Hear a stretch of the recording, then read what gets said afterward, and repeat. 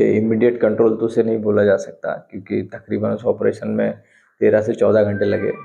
तकरीबन 6:30 बजे के करीब मैं वहाँ पे पहुँचा होटल रामगिरी के सामने। तब देखा कि एक एलपीजी गैस से भरा हुआ टैंकर, उसका एक्सीडेंट हो चुका है। स्पॉट पे एचपीसीएल के 2 लोग, महानगर पालिका के अपने फायर फाइटर मिस्टर झंझन और उनके डिजास्टर मैनेजमेंट के कुछ लोग वहाँ मौजूद थे। तो स्पॉट पे जाते ही जो वाकया हुआ था उसका जायज़ा लेते ही पता चला कि एक जो गैस का जो वॉल था नीचे, तो वो डैमेज हो चुका है पूरी तरीके से। उसमें से वो एलपीजी बाहर आ रहा था और एक उसका जो 2 पाइप थे लिक्विड के, उसमें से एक पाइप बेंड हो चुका था। पर हमारे शहर का नसीब अच्छा कि वहाँ पे जो एक पाइप जो वॉल था वो उसे कुछ हुआ नहीं था, इंटैक्ट था वो।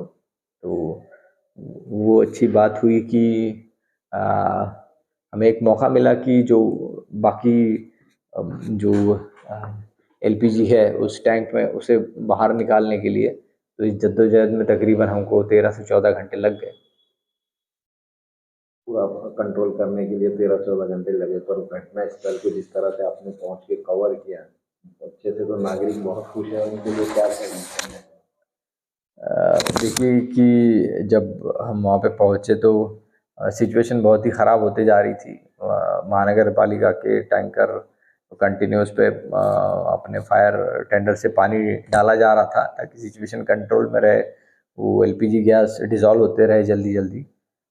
बट जैसे जैसे धूप निकलती गई सिचुएशन और ख़राब होती गई। तो महानगर पालिका के आयुक्त जी श्रीकांत सर, हमारे एसीपी साहब श्री मनोज लोहिया सर, दोनों से कंसेंट लेके 9:30 बजे तकरीबन जब वो क्लाउड फॉर्मेशन चालू हुआ था एलपीजी का, तब मिस्टर जी श्रीकांत सर उन्होंने आदेश किए कि आप पब्लिक को वहाँ से हटाओ, इवैक्यूएट करो आसपास का एरिया। तो हमने तकरीबन 1 स्क्वायर किलोमीटर का एरिया इवैक्यूएट करने के आदेश मिलते ही इवैक्यूएशन चालू कर दिया था।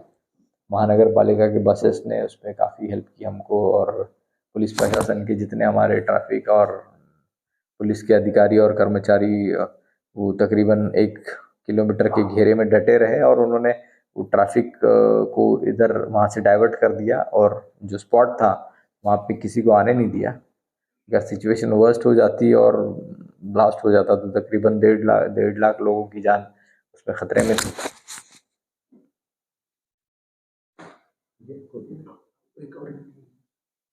सर, इस तरह के हादसे ना हो तो प्रशासन उसकी तैयारी में लगा है कि सर? जी, एक तो इस तरह के जो गैस और केमिकल सिलेंडर है वो शहर के बीचों बीच से जाने नहीं चाहिए। इसके लिए शहर को कहीं एक रिंग रोड की बहुत ही आवश्यकता है। और सेफ्टी के लिए जो इमरजेंसी रिस्पांस व्हीकल्स होते हैं, ऐसे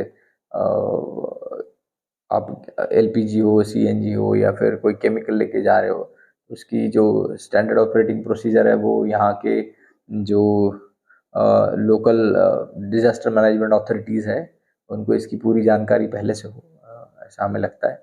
इसमें पुलिस प्रशासन भी है, महानगर पालिका है, डिजास्टर मैनेजमेंट फोर्स है अपना, जो डिपार्टमेंट है कलेक्ट्रेट के अंडर, और मेरे ख्याल से ज़िला परिषद में भी डिजास्टर मैनेजमेंट का कोई रोल होता है।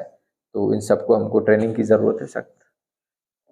सर, इसमें देखने में ये आया है कि रोड पर बड़े बड़े जो फ्लैग्स लगे हुए हैं, तो ड्राइवर को कहीं ना कहीं वो गड्ढा नजर नहीं आया होगा।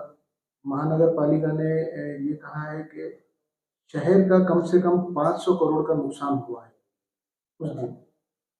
उस दिन तकरीबन हमने देखा कि सवेरे 5 बजे, 5 सवा 5 बजे से लेकर शाम में 6:30 बजे तक कंटिन्यू महानगर पालिका के टैंकर्स आके वो जो फायर टेंडर थे उनमें कंटिन्यू वो पानी भर रहे थे ताकि पानी कम ना हो।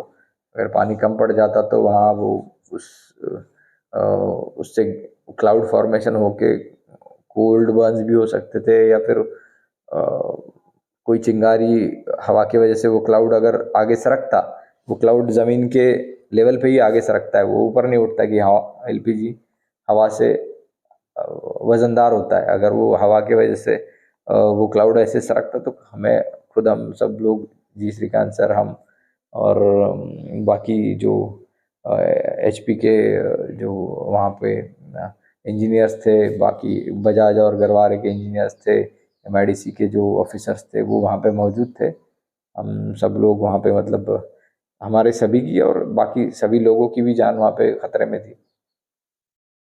सर हमको पुणे से एक स्पेशल टीम को मंगाना पड़ा यहाँ पर, उसको कैसे देखते हैं?